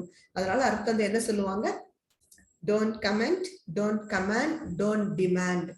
அது மட்டுமல்ல, தன்முனைப்பு இருக்கவே கூடாது. பொதுவாக குடும்ப தலைவரா இருக்கவங்க என்ன நினைக்கிறாங்க, நான் தானே தலைவன், என் பேச்சு கேட்டுதான் இங்க எல்லாம் நடக்கணும். அதெல்லாம் தேவையில்லை. பாருங்க, நடந்த ஒரு சம்பவம், விக்டோரியா மகாராணி, அப்போ அவங்க இங்கிலாந்தின் அரசியாக இருக்கிறாங்க. ஏதோ அரசு அலுவல், ரொம்ப நேரம் ஒர்க் பண்ணிட்டு லேட்டா வருவாங்க. கணவர் தூங்குறார், கதவு தாள் போட்டிருக்காரு, கதவு தட்டுறாங்க. கணவர் உள்ள இருந்து கேட்கிறார், யார் அது இந்நேரத்துலன்னுட்டு. இவங்க அந்த அரசு அலுவல்கள் எல்லாம் அங்க மகாராணி கையெழுத்து போட்டு அதே பழக்கத்துல மகாராணி வந்திருக்கேன் அப்படிங்கிறாங்க. கணவர் உள்ள இருந்து சொல்றாரு, மகாராணிக்கு இந்த நேரத்துல என் பெட்ரூம்ல என்ன வேலை? அவர்கள் உடனே தன் தவறை உணர்ந்து, உங்கள் அன்பு மனைவி வந்திருக்கிறேன்னு சொன்னது கதவை திறக்கிறாங்க. அதுதான் ஒரு குடும்பத்தினுடைய லட்சணம். பாருங்க, குடும்பத்துல நீங்க எவ்வளவு பெரிய பொறுப்புல இருந்தாலும் அதெல்லாம் வாசல்ல செருப்பை கழட்டி விடுற மாதிரி கழட்டி விட்டுட்டு தான் உள்ள வரணும். ஏன்னா இது ஒரு அன்பு பிணைப்பு. அதே போல கருத்து வேறுபாடுகள் நிச்சயம் இருக்கும். பிணக்கே இல்லாத குடும்பம் வேண்டும் தயவு செய்து நினைக்காதீங்க. அப்படி ஒரு குடும்பம் இல்லவே இல்லை. அதெல்லாம் வெறும் தேரியில வேணா நம்ம பேசலாம். ஏன்னா 2 மனிதர்கள் இணைந்து வாழும் பொழுது, அதுல குழந்தைகள் வந்துட்டாங்க, பெரியவங்க இருக்காங்கிற பொழுது நிச்சயமாக கருத்து வேறுபாடுகள் எழுவது இயல்பு. அதற்காகத்தான் அருட்தந்தை விட்டு கொடுத்து வாழணும். அதுல கூட அருட்தந்தை என்ன சொல்லுவாங்க, யார் விட்டு கொடுப்பாங்க, யார் ஒருவர் அதிக புத்திசாலியோ அவர்கள் விட்டு கொடுப்பார்கள். அந்த புத்திசாலித்தனத்தை கொடுப்பதுதான் மனவளக்கலை பயிற்சிகள். இன்னும் அருட்தந்தை என்ன சொல்லுவாங்க, எப்பொழுதும் பிறர் சொல்லும் கடுமையான சொற்களை கூட அவை சொல்லப்படாதது போல் பாவித்து ஒதுக்கிவிட வேண்டும். அப்போதுதான் அமைதி பிழைக்கும். ஏன்னா ஒரு கோபத்துல ஒரு வார்த்தை சொல்லிடுறதுதான். ஆனா அந்த வார்த்தையவே நம்ம மனசுல சுமந்து கொண்டு எப்பொழுதும் துன்பப்படக்கூடாது. மற்றவரது துன்பத்திற்கும் நாம் காரணமாக கூடாது. நிறைய அருட்தந்தை சொல்லிக் கொடுக்கிற கருத்துக்கள் எல்லாம் படிக்கிற பொழுது நமக்கு என்ன தோணும், இதன்படி நம்ம வாழ்க்கையெல்லாம். இன்னொன்னு சொல்லுவார் அருட்தந்தை, பொறுமை என்பது எப்படி இருக்கணுமா, இங்க எதையும் தாங்கும் இதயம் என்பார்களே, அது இங்கதான் வேணும்பார். குடும்பத்துலதான் சலனம் இல்லாததும் விசாலமானதுமான மனம் வேண்டும். உடனே சுவாமி சொல்லுவாங்க, இதெல்லாம் கேட்டா மலைச்சு போயிடாதீங்க, இதெல்லாம் எப்படி சாத்தியம்? எதையும் தாங்கும் இதயம் என்பதோ விசாலமான மனம் என்பதோ உங்களுக்குதான் மனவளக்கலை பயிற்சி இருக்கிறதே. தியானம் செய்து வர வர, அகத்தாய்வு பயிற்சிகளை செய்து வர வர, நீங்கள் அறிவில் உயர்ந்து கொண்டே வர வர உங்கள் குடும்ப அமைதி என்பது இனிமையாக இயல்பாக நடக்கும். அதே போல நம்ம கருத்து சரியாக இருந்தாலும் கூட உடம்பு பிடியா அந்த கருத்தை பிடிச்சுக்க கூடாது, விட்டு கொடுக்கணும். ஏன்னா ஒரு சகோதரி ஒரு முறை அருட்தந்தை கிட்ட வந்து சொன்னாங்க, கணவர் சிகரெட் ஸ்மோக்கிங் பழக்கம் இருக்கு. அப்ப இவங்க என்ன நினைக்கிறாங்க, நான் நல்லது தானே சுவாமிஜி சொல்றேன், புகைப்பிடிக்கும் பழக்கம் அவரோட உடம்புக்கு கேடு, அது மட்டும் இல்ல இவரை பார்த்து நாளைக்கு குழந்தைங்க கெட்டு போவாங்க, நல்லது தானே சொல்றேன். அருட்தந்தை சொல்றாங்க, நல்லதுதான்மா சொல்ற, ஆனா திரும்ப திரும்ப சொல்லும் பொழுது, அதை குறை கூறுவது போல நீ சொல்லும் பொழுது அவரிடம் அந்த திருத்தம் வருவதற்கு வாய்ப்பு குறைச்சல். அதற்கு பதிலா நீ மனசுல இது ஒரு பாரமா சுமக்காதம்மா, இவர் எப்பவும் சிகரெட் ஸ்மோக் பண்றாரு, இவர்கிட்ட நல்ல பழக்கம் இல்ல, இப்படி நினைப்பதற்கு பதிலாக ஏதோ ஒரு காரணத்தால் ஒரு தவறான பழக்கம் அவரை பிடிச்சிருச்சு, இந்த பழக்கத்திலிருந்து இவர் மீண்டு வருவதற்கு நான் எப்படி உதவி செய்ய போகிறேன், வாழ்த்துக்கிட்டே வாமா என்று வாழ்த்த வாழ்த்த வாழ்த்த அவர் அந்த பழக்கத்திலிருந்து விடுபட்டு வருகிறார். இந்த சகோதரி மகிழ்ச்சியோட இந்த அருட்தந்தைகிட்ட பகிர்ந்து கொள்கிறார். ஆக இந்த குடும்ப அமைதிக்கு நிறைய கருத்துக்கள் அருட்தந்தை சொல்லியிருக்காங்க. நம்ம இந்த 1 மணி நேர உரையில் அத்தனையும் சிந்திக்க முடியல. முடிந்தவரை நம்ம கருத்துக்களை இப்ப சிந்திச்சிருக்கோம். ஆனால் மிக முக்கியமான ஒரு விஷயம் நம்ம ஞாபகத்துல வச்சுக்க வேண்டியது, இந்த அடிப்படை எண்ணம் இருக்கணும். நம்முடைய குடும்பம் நல்லதொரு குடும்பமாக திகழ வேண்டும். அதற்கு நாம ஒவ்வொருத்தரும் நினைக்கணும் மனசால. அவை பாட்டி அறம் செய்ய விரும்புன்னு சொன்னாங்க இல்லையா, அது போல என்னுடைய குடும்பம் ஒரு நல்ல குடும்பமாக. திருவள்ளுவர் சொல்வார், புகழ் புரிந்த இலோர்க்கு இல்லை இகழ்வார் முன் ஏறு போல் பீடு நடை. கம்பீரமா நடக்கணும்னா இந்த குடும்பங்கிற வட்டம் மிகச்சரியாக இருக்கணும். அது ரொம்ப ரொம்ப சிம்பிள். அதுவும் அருட்தந்தையில் காட்டுகின்ற வாழ்க்கை நெறிப்படி வாழும் பொழுது ஒவ்வொரு குடும்பமும் நல்லதொரு குடும்பமாக பல்கலைக்கழகமாக உயர்ந்து விளங்கும். அதற்கு எல்லாம் வல்ல இறை அருளும் குருவருளும் துணை புரிய வேண்டும் என்று ஆசான் அருட்தந்தை அவர்களின் சன்னிதானமான இந்த ஆழியாறு அறிவு திருக்கோவில் இருந்து நம் ஒவ்வொருவர் குடும்பமும் நல்ல குடும்பமாக பல்கலைக்கழகமாக உயர்ந்து விளங்க இறை அருளையும் குருவருளையும் பிரார்த்தித்து நிறைவு செய்கிறேன். நிறைவாக, ஏன்னா திருமணத்துக்கு போனா ஒரு வாழ்த்து சொல்லுவோம் இல்லையா, அருட்தந்தையினுடைய அந்த 16 பெற்று பெருவாழ்வு வாழ வாழ்த்தி நிறைவு செய்வோம். இறை உணர்வும் அறநெறியும் கல்வி தனம் தானியம் இளமை வலிவு துணிவு நன்மக்கட்பேறு அறிவில் உயர்ந்தோர் நட்பு அன்புடைமை அகத்தவம் அழகு புகழ் மனித மதிப்புணர்ந்து ஒழுகும் பண்பு பொறை உடைமை எனும் பேறு 16 பெற்று போற்றலுக்கும் தூற்றலுக்கும் வாழ்த்துக்களை கூறி மறை விளக்கும் உயர் வாழ்வை மதித்து ஒழுக்கம் காத்து மனை அறத்தின் ஒளி விளக்காய் வளமோங்கி நீங்களும் உங்கள் அன்பு குடும்பமும் வாழ்க வளமுடன் என வாழ்த்தி நிறைவு செய்கிறேன். வாழ்க வளமுடன். வாழ்க வளமுடன். மிக்க நன்றிகள் அம்மா. மிகச் சிறப்பு, அருமையான சிந்தனை உரை. எல்லோரும் கேட்க வேண்டிய ஒரு சிந்தனை உரை. அது ஒரு தடவை அல்ல, பல தடவைக்கு திரும்ப திரும்ப வாழ்வில் உள்ளவர்கள் எல்லோரும் கேட்க வேண்டிய ஒரு சிந்தனை உரை. அதிலும் குறிப்பாக எனது மனதில் ஏற்பட்ட கருத்து என்னவென்றால், திருமணமாக இருக்கின்ற தம்பதிகளுக்கு திருமணத்துக்கு முன்பு மேண்டேட்டரி ரிக்வயர்மெண்ட் என்று சொல்லி இந்த விரிவுரையை ரெக்கார்ட் பண்ணி வச்சு எல்லோரும் இதை கேட்டு அதை ஏற்றுக்கொள்ள வேண்டும். அதுதான் precondition. We want to become married. This is a mandatory requirement. ஒரு நிலையை ஏற்படுத்த வேண்டும் என்றது எண்ணம் தான் எனக்கு ஏற்பட்டது. அவ்வளவு சிறப்பாக இருந்ததம்மா. இந்த இவ்வளவு தெளிவான விளக்கங்களை மகிழ்ச்சி தந்திருக்கின்ற போது, நாங்கள் கற்கின்ற போது மனவளக்கலை மன்றத்திலே வருகின்றவர்களுக்கு ஃபவுண்டைன் கோர்ஸில் முதலாவது கொடுக்க வேண்டிய பயிற்சி இந்த சிந்தனை உரையாகத்தான் இருக்க வேண்டும். இது பின்பு அகத்தாய்வில் பின்பக்கங்களில் வருகிறது. அதை நாங்கள் கரிக்குலத்தில் மாற்றி ஃபவுண்டேஷன் கோர்ஸில் ஒரு கட்டாய பாடமாக இதை கற்பிக்க வேண்டும் என்று என்னுடைய ஒரு எண்ணம் இதை கேட்கின்ற போது தோன்றியது. மிகச் சிறப்பம்மா. இப்பொழுது அன்பர்களுடைய கேள்வி பதிலுக்கு செல்வோம். இங்கு கேள்வி பதிலை விட பிறருக்கு விதமான கருத்துக்கள் கூறுவதற்கு இருக்கும் என்று நினைக்கின்றேன். இப்பொழுது அன்பர்கள் தன் கைகளை உயர்த்தி உங்கள் கருத்துக்களையோ அல்லது கேள்விகளையோ அம்மாவிடம் தெரிவிக்கலாம் அல்லது கூறலாம். ஐயா வாழ்க வளமுடன். ஆழியார்ல அடிப்படை பயிற்சி ஃபவுண்டேஷன் கோர்ஸ்லயே குடும்ப அமைதியை கொடுத்துறீங்க. ஓகே அம்மா. ஏன்னா இங்க 5 நாள் அது ரெசிடென்ஷியல் கோர்ஸா பிளான் பண்ணிருக்கோம் இல்லையா, அதனால குடும்ப அமைதி இங்க வந்து அடிப்படை பயிற்சியிலேயே கொடுத்துறோம். ஓகே, நாங்கள் இங்கே அது செய்யறது இல்லையாமா, நாங்கள் மாற்றிக்கொள்ள வேண்டும். ஆமா, இன்னும் சொல்ல போனா ஒரு நீதிபதி நீங்க சொன்ன மாதிரிதான் சொன்னார். மேடம், தயவு செய்து திருமணத்திற்கு முன்பு ஆழியார்ல ஒரு ஸ்பெஷல் கோர்ஸ் வைங்க மேடம். கல்யாணம் பண்ணிக்க போற அந்த பையன் பொண்ணு மட்டும் இல்ல, இந்த பையனோட அம்மா அப்பா, பொண்ணோட அம்மா அப்பா, இவர்களுக்கு இந்த குடும்ப அமைதி அருட்தந்தையின் கருத்துக்களை தயவு செய்து சொல்லி கொடுத்து அனுப்புங்க.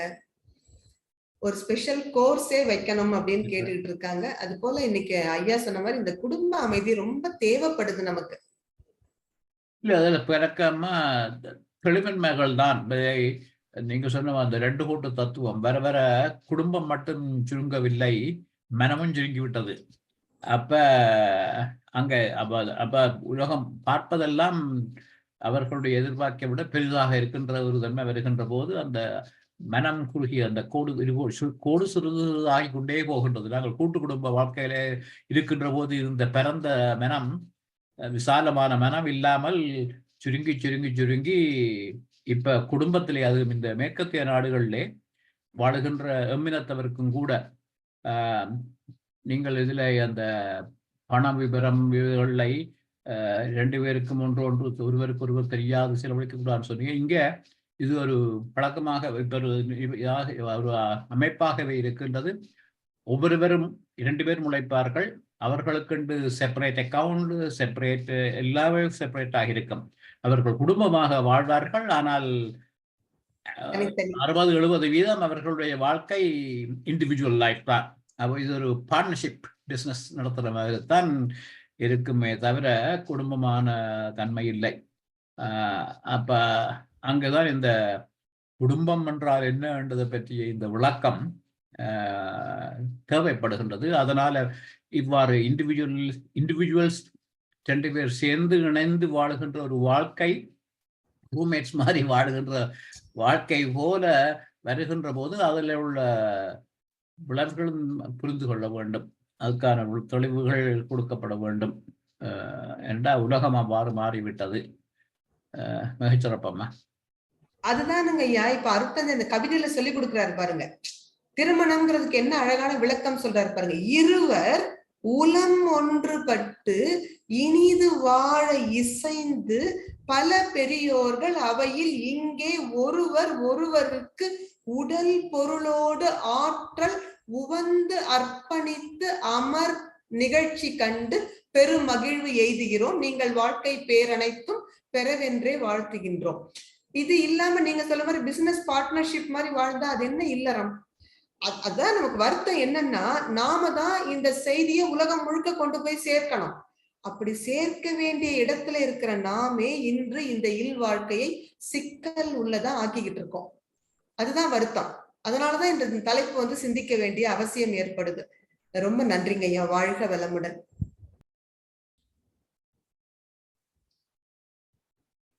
என்னோட கருத்தை நான் தெரிவிக்கணும்மா. என்னோட விடயம்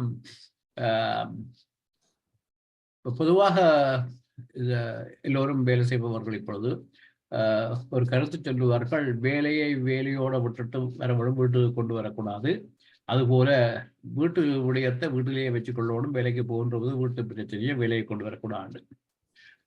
அதிலே அங்கும் நாங்கள் சில நேரத்தில் அதை குறுகிய வட்டத்தை போட்டு புரிந்து கொள்கின்றோம் நினைக்கின்றோம். வேலைத்தளத்துல நாங்கள் பார்க்கின்ற போது உண்மையில வேலைத்தளங்கள்ல பலவிதமான கோர்பரேட் கோர்ஸுகள் எல்லாம் வச்சு கற்பிப்பார்கள். ஸ்டேக் ஹோல்டர் மேனேஜ்மெண்ட் அது இது என்று சொல்லி பலவிதமான எல்லா விடயங்கள் எல்லாம் கற்பிப்பார்கள். Strategic thinking, big picture thinking என்றெல்லாம் பெரிய வார்த்தைகள் எல்லாம் போட்டு கற்பிப்பார்கள். அந்த பிக் பிக்சர் திங்கிங் தான் நீங்கள் குறிப்பிட்ட இருகோடு தத்துவம். அந்த கோட்டை பிறப்பி இதுதான் வாழ்க்கையில நடக்குது. குடும்பத்திலே நாங்கள் வேலைத்தளத்திலே பாடம் என்று சொல்லுகின்ற விடயங்கள் அத்தனையும் குடும்பத்தில் இடம்பெறுகின்றது. அந்த தலைமைத்துவத்தை தாங்கி நடத்துகின்ற பெண் உண்மையில இத்தனை ஆற்றல்களும் நிறைந்து விழாத்தான் இருக்கிறார். இந்த கோஆபரேட் கல்ச்சரில் நாங்கள் சொல்லிக் கொடுக்கின்ற அத்தனை ஆற்றல்களும் குடும்பத்தில் இருக்கின்ற பெண் குடும்ப தலைவி தான் இந்த stakeholder management, communication skills, big picture thinking, இதுகள் எல்லாத்தையும் யோசிப்பவர் உண்மையிலே பெண் தான். அந்த பெண், அதனால்தான் இன்று கோஆபரேட் கல்ச்சர்லையும் பொதுவாக ஏற்றுக்கொள்ளுகின்ற ஒரு விடயம், சிறந்த தலைவர்கள், கோஆபரேட் தலைவர்கள் பெண்கள் தான். காரணம், அவர்கள் வாழ்க்கையிலேயே அத்தனை தகமைகளையும் பெற்று, அவ்வளவு தகமை இருந்தால் தான் குடும்பத்தை நடத்த முடியும். அதைத்தான் அவர்கள் வாழ்க்கை அங்கே வேலை தருகின்ற போது அந்த எல்லோரையும் அனுசரித்து அவர்களுடைய கருத்துக்களை கேட்டு சிறப்பாக அந்த கோஆபரேஷனை நடத்துவது பெண்கள் செய்கிறார்கள் என்று அவர்கள் ஏற்கனவே பிராக்டிக்கல் அனுபவங்கள் இருக்கின்றது. ஆனால் நாங்கள் வீட்டிலோட வச்சுக்கொள்ளோடும் வேலையை கொண்டு வரக்கூடாதுன்னு சொல்லுகின்ற போது வெறும் அந்த பிரச்சனை மட்டும் யோசிக்கிறோமே தவிர அங்கதான் உண்மையான கல்வி இடம்பெறுகின்றது. அந்த கல்வியை முழுமையாக நாங்கள் வேலைத்தளத்தில் அந்த அனுபவத்தை நிறைவாக வேலைத்தளத்தில் நாங்கள் அப்ளை பண்ணலாம். அவ்வளவு சிறப்பு இருக்கின்றது. அதுபோல வேலைத்தளத்தில் நாங்கள் கற்ற பல விடயங்கள் வீட்டு பிரச்சனைகளுக்கு தீர்ப்பதற்கு நிறைவாக உதவும். அதை நாங்கள் சில வேலைத்தளங்களில் விட்டு விடுகின்றோம். அந்த கற்க வேண்டியதை கற்காது வெறும் ப்ரோசஸாக மட்டும் பார்த்து கொண்டு விடுகின்றோம்.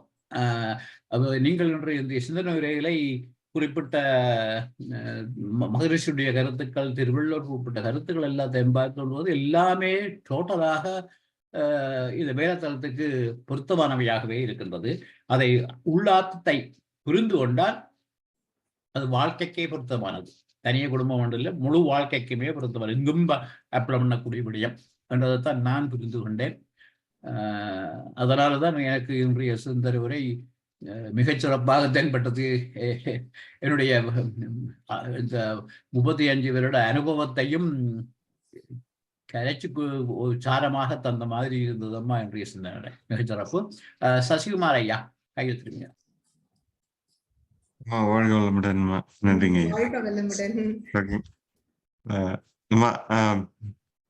அதான் இந்த தலைப்புக்கான கேள்வியாவே எல்லாருக்கும் பொதுவா இருக்கும் அப்படின்ற ஒரு காரணத்துல அதை கேட்கிறேன். பொறுமைக்கு எல்லை உண்டு, இல்லை எல்லை இல்லை அப்படின்றத நம்ம மகரிஷி விளக்கம் கொடுத்திருக்காரு. அது கண்டிப்பா அந்த குடும்ப அமைதிக்குன்றது one of the key aspect. அதுக்கு சம்பந்தம் நம்ம குடும்பத்தை ப்ரொஃபஷனலா கண்டிப்பா எத்தனையோ சேலஞ்சஸ் இருந்தாலும் பொறுமைக்கு எல்லை இல்லை அப்படின்றத நீங்க குடும்ப அமைதிக்கு எப்படி ஒப்பிட்டு சொல்ல முடியுமா? ஒரு உதாரணங்கள் கொடுத்தா அன்பர்கள் எல்லாருக்கும் உதவியா இருக்கும் நினைக்கிறேன். வாழ்க வளமுடன். ரொம்ப அழகான இது கேள்வி. அருட்தந்தை அதனால்தான் அந்த கவிதையில என்ன சொல்வாரு, அன்பளிப்பே பொறுமை என்ற அணியை அளிக்கின்றோம் உங்களுக்கு இன்று, அன்புடனே இதை ஏற்று அகத்தணிந்து அடிக்கடி இதை நாடி நினைந்து வாரீர், அன்பளிப்பாம் இந்த அணி ஆராயும் திறன் அளிக்கும், சினத்தை நீக்கும், வாழ்வு நன்றாங்கிறார். பொறுமை நீங்க சொல்ற மாதிரி ப்ரொஃபஷனல் லைஃப்ல, பர்சனல் லைஃப்ல ரொம்ப ஜாஸ்தி தேவை. இப்ப நம்முடைய தலைவர் ஐயா சொன்னது போல இந்த குடும்பத்துல பெண்கள் கடைபிடிக்கிற பொறுமையைத்தான் அவங்களால வேலை பார்க்கிற இடத்துலயும் கடைபிடிக்க முடிவதனால், ஏற்கனவே practical experience they have gained at home, அதுதான் கொண்டு போய் அவங்க எக்ஸ்டெண்ட் பண்றாங்க அவங்களுடைய ப்ரொஃபஷனல் லைஃப்ல. So success rate is more in them. பொறுமை என்பது அருட்தந்தை நீங்க அழகா சொன்னீங்க, அதற்கு ஒரு எல்லையே இல்லைன்னு சொல்லுவாங்க. அதேதான் நம்ம அந்த சிகரெட் ஸ்மோக்கிங் உதாரணத்திலையும் பார்த்தோம். அதே போல இன்னொரு உதாரணமும் அருட்தந்தை சொல்லுவாங்க. ஒரு சகோதரி சொல்லுவாங்க, நானும் 10 வருஷமா இந்த கணவரை வாழ்த்திக்கிட்டே இருக்கேன், இவர் திருந்த மாட்டேங்கிறார் சுவாமிஜி, அதுவும் நான் வாழ்க்கை துணைவருங்கிற இடத்துல மட்டும் வாழ்த்துறது இல்லை சுவாமிஜி, நான் வீட்டுலதான் உட்காந்துருக்கேன், எனக்கு யார் மேலதிகாரி, வேலைக்கு போகல, அங்கேயும் நான் இவரை தான் வாழ்த்துறேன் சுவாமிஜி. அப்புறம் நிறைவா நீங்க ஒண்ணு சொல்றீங்களே, இன்னல் செய்வோர் எதிரிகளாயிருப்போர், அங்கேயும் இவரை தான் சுவாமிஜி வாழ்த்துறேன், அது மட்டும் இல்லை எனக்கு எப்ப நேரம் கிடைச்சாலும் வாழ்த்திக்கிட்டு இருக்கேன், இப்பவும் இவர் திருந்தலையே, இன்னும் எவ்வளவுதான் நானும் பொறுமையா போறது. அப்ப அருட்தந்தை சொல்லுவாங்க, அம்மா உனக்கு எத்தனை வருஷமா அவர் தெரியும், திருமணமாய் இந்த கொஞ்ச காலம் தானேம்மா, அதற்கு முன்பே அவருக்கு திருமணத்திற்கு முன்பு ஒரு இளமை கால வாழ்க்கை இருக்கு, அவருடைய பெற்றோரிடமிருந்து வந்த பதிவான சஞ்சித கர்மா இருக்கு, இவ்வளவு பெரிய மூட்டை நீ ஒரு 10 வருஷம் வாழ்த்துறதுல மாறிடுமாம்மா. இந்த தத்துவம் தெரிஞ்சதுன்னா உனக்கு இந்த பொறுமை நிச்சயமாக இன்னும் இன்னும் வளர்ந்து கொண்டே வரும். அதை விட மிக முக்கியமா சலிப்பு வராது. இன்னும் எத்தனை காலத்துக்கு தான் இதை வாழ்த்துறது? என்ன காரணம்? இப்ப ஐயா சொன்ன மாதிரி திருமணம்ங்கிற பந்தத்தால் நம்ம ஒன்றுபட்டாலும் கூட இருவரது கர்மாவும் வேற வேற இருக்கு. இன்னும் சொல்ல போனா ஆங்கிலத்துல அழகா சொல்றாங்க, the husband and wife relationship is not to compete with each other but to complete each other. இந்த கர்மாவின் அடிப்படையில் தானே இந்த இரண்டு ஜீவனும் ஒன்று இணைகிறார்கள். இணைவதன் நோக்கம் என்ன? ஆன்ம தூய்மை. அப்படி தூய்மை பெறுவதற்கு உரிய நபராக வாழ்க்கை துணை வந்திருக்கார்.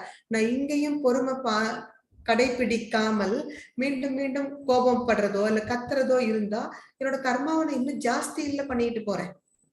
ஏற்கனவே நான் என்ன கர்மா செய்தனோ என் பொறுமையை சோதிக்கும் விதமாக வாழ்க்கை துணைவர் அமைஞ்சிருக்கார், அல்லது குழந்தைகள் அமைஞ்சிருக்காங்க, அல்லது பெரியவங்க இருக்காங்க. நான் இப்பொழுது மீண்டும் பொறுமையை கடைபிடிக்காமல் கோபப்படுவேனானால், உணர்ச்சி வசப்பட்டால் கர்மா இன்னும் ஜாஸ்தி ஆகுது.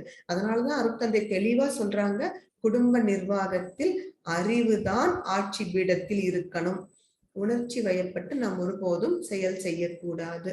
அதுக்குத்தான் தியானம் பண்றோம். ஏன்னா தியானம் என்பது என்ன? மன அலைச்சூழல் குறைந்து குறைந்து குறைந்து வருவது. அலைச்சூழல் குறைந்து வரும் பொழுது பொறுமைதான் அதனுடைய தன்மை.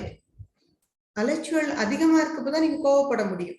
அதனாலதான் பெரியவங்க என்ன சொல்லுவாங்க, கோபத்துல நீ மென்மையா பேசிப்பாரு, உன்னால அது முடியவே முடியாதுன்னு சொல்லுவாங்க. என்ன காரணம்? கோபம் என்பது ஹையர் ஃப்ரீக்வன்சி. மனதினுடைய அலைச்சூழல் வேகம் அதிகம் அதிகம் இருக்கிற பொழுது இயல்பா குரல் வேகமா அதிக சத்தத்தோட வரும், அமைதியாக பேச முடியாது. எனவே நீங்க தவம் செய்ய செய்ய இந்த பொறுமை என்பதை குடும்ப வாழ்க்கையில் மட்டுமல்ல, உங்களுடைய அலுவலக வாழ்க்கையில் மட்டுமல்ல, எங்கேயும் கடைபிடிக்க முடியும். அந்த பொறுமை ஒன்றினாலேயே பல நன்மைகளை நாம் பெற முடியும். அருட்தந்தை சொல்லுவாங்க, தீர்க்க முடியாத எந்த பிரச்சனையும் நீங்க பொறுமையினால தீர்த்திடலாம். அப்படிப்பட்ட மேன்மையான குணம் தான் பொறுமை.